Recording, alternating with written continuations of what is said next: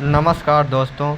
आज हम एक ऐसी चीज़ के बारे में बात करने वाले हैं जिसे भारत में सिर्फ एक धातु नहीं बल्कि लक्ष्मी माना जाता है। जी हाँ, हम बात कर रहे हैं सोना मतलब गोल्ड की। ज़रा सोचिए, आज से 20-30 साल पहले आपके दादाजी ने या पिताजी ने 10 ग्राम सोना शायद 4,000 या 5,000 में ख़रीदा होगा।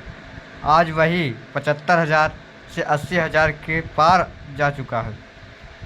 क्या आपने कभी सोचा है कि पीली दिखने वाली चीज़ इस धातु में ऐसी क्या जादुई शक्ति है कि इसकी कीमत कभी झुकती ही नहीं?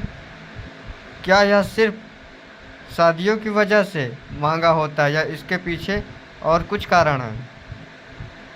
दुनिया के बड़े बड़े देशों, अमेरिका के डॉलर और युद्ध का कोई गहरा कनेक्शन है?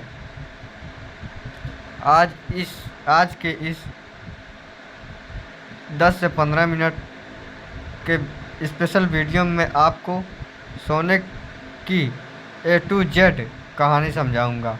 हम जानते हैं कि 2026 में सोने का भाव कहां जा रहा है और क्या आपको इस वक्त निवेश करना चाहिए या इंतज़ार। अगर आप एक निवेशक हैं या घर के लिए गहना खरीदना चाहते हैं तो यह वीडियो आपकी ज़िंदगी की सबसे बड़ी फाइनेंशियल लर्निंग होने वाली है। और हाँ, चलिए शुरू करते हैं सोने का भाव और यह महाअध्याय। सोने का इतिहास और मनोविज्ञान। सबसे पहले एक बुनियादी सवाल, सोना ही क्यों? लोहा, तांबा, चांदी उतनी ही महंगी क्यों नहीं? इसका जवाब छिपा है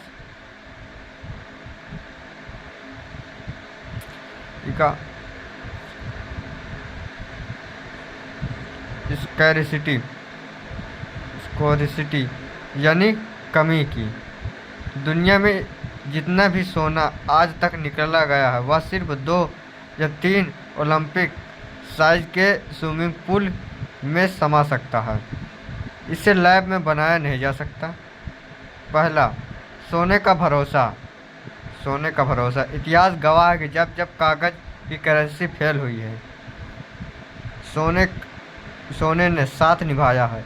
दूसरे विश्व युद्ध के दौरान जब देशों की अर्थव्यवस्था तबाह हो गई थी, तब लोगों ने सोने के बदले रोटियां खरीदी थी।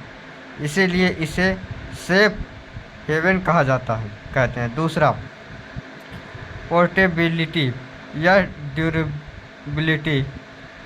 सोना कभी ख़राब नहीं होता। हज़ारों साल पहले मिस्र के पिरामिड होते हैं, पिरामिडो जो कहा जाता है, उसमें रखा सोना आज भी वैसा ही चमकता है। इसे आप जेब में रखकर दुनिया में किसी भी कोने में जा सकते हैं और वहाँ की करेंसी में बदल सकते हैं। 2026 के इस परिदृश्य आज के डिजिटल युग में जहाँ क्रिप्टो करेंसी और स्टॉक्स का बोलबाला है, वहाँ भी सोना अपनी जगह बनाए हुए है। क्यों? क्योंकि स्टॉक जीरो हो सकता है लेकिन सोना कभी जीरो नहीं होगा। सप्लाई एंड डिमांड का चक्र। भारत की सदियों बनाम खदानों की सच्चाई। अब चलिए अर्थशास्त्र या इकोनॉमिक की बात करते हैं। किसी भी चीज़ की कीमत 2 चीज़ों में टिकी होती, मांग और आपूर्ति। भारत का प्रभाव। पूरी दुनिया में सोने का सबसे बड़ा उपभोक्ता भारत और चीन है। भारत में सोना निवेश से ज़्यादा इमोशन है। शादी के सीजन में भारत में हर साल करीब 1 करोड़ शादियाँ होती है। औसतन एक शादी में 50 ग्राम से 500 ग्राम तक सोना इस्तेमाल होता है। जब नवंबर से फरवरी का सीज़न आता है तो मांग अचानक आसमान छूती है और कीमतें बढ़ जाती है। त्यौहार को भी ले लो। इन दिनों में टोटका के तौर पर ही सही पर हर भारतीय परिवार सोना खरीदता है। सप्लाई की कमी क्या आप जानते हैं कि नया सोना ढूंढना बहुत मुश्किल हो गया है। पुरानी खदानों में खाली हो रही है ज़मीन। बहुत नीचे से सोना निकलने का खर्च 5 से 10% बढ़ रहा है। जब निकालने का खर्च बढ़ेगा तो बाजार का भाव भी बढ़ेगा। निष्कर्ष, मांग 10% बढ़ रही है और सप्लाई 1% बढ़ रही है, तो भाव का बढ़ना तय है। अमेरिका डॉलर और ब्याज दर असली खेल। विषय: ग्लोबल मार्केट का कनेक्शन।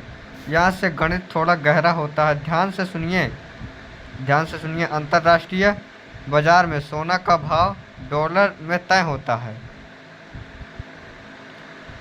इनवर्स रिलेशन: सोना और डॉलर के बीच 36 का आंकड़ा है। डॉलर मजबूत होता है तो सोना सस्ता होता है।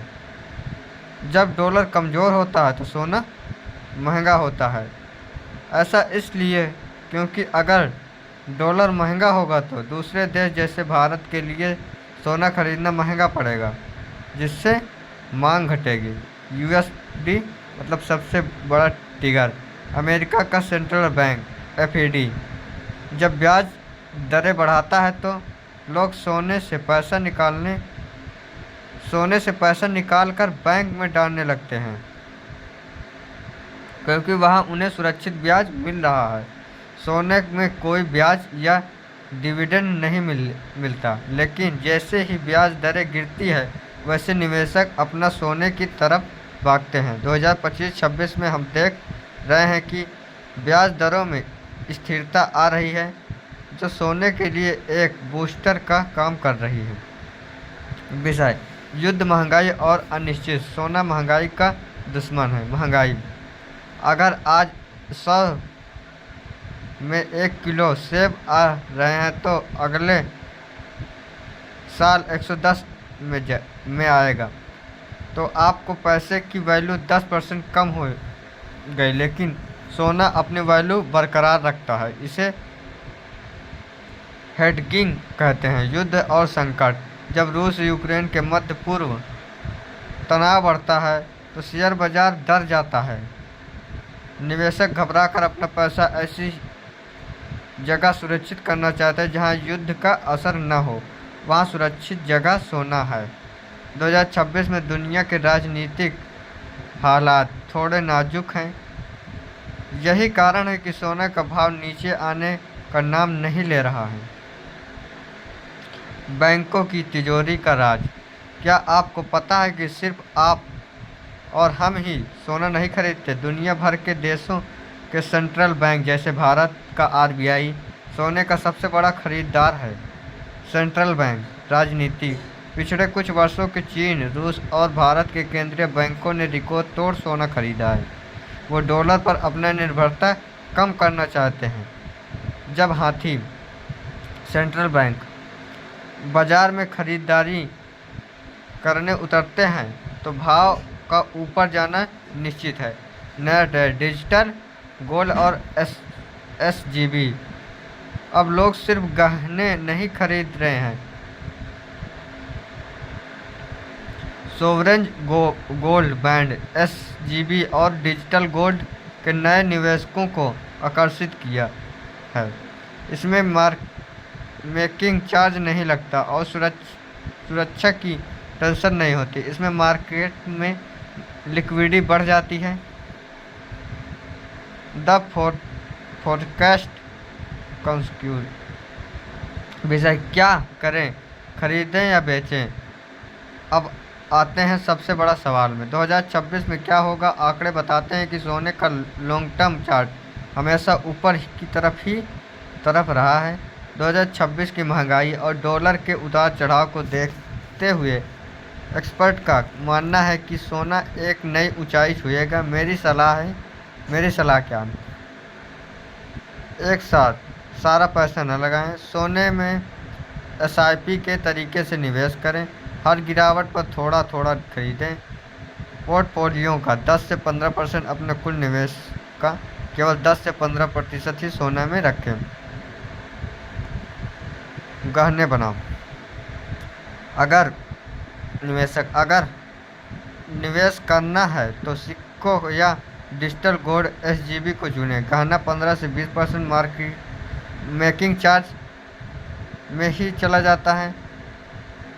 आखिरी शब्द, सोना केवल एक इन्वेस्टमेंट नहीं है, यह एक बीमा इंश्योरेंस है। यह आपको तब मदद करता है जब बाकी सब फेल हो जाते हैं। अगर आपको आज की यह गोल्ड मास्टर क्लास पसंद आई हो तो कमेंट में बताइए। आपको पहली बार सोने में किस भाव में ख़रीदा था। वीडियो को लाइक करें और उन दोस्तों के साथ शेयर करें जो अपने गाड़ी कमाई निवेश करना चाहते हैं। मिलते हैं अगले वीडियो में, तब तक के लिए सीखते रहिए और बढ़ते रहिए। जय हिंद।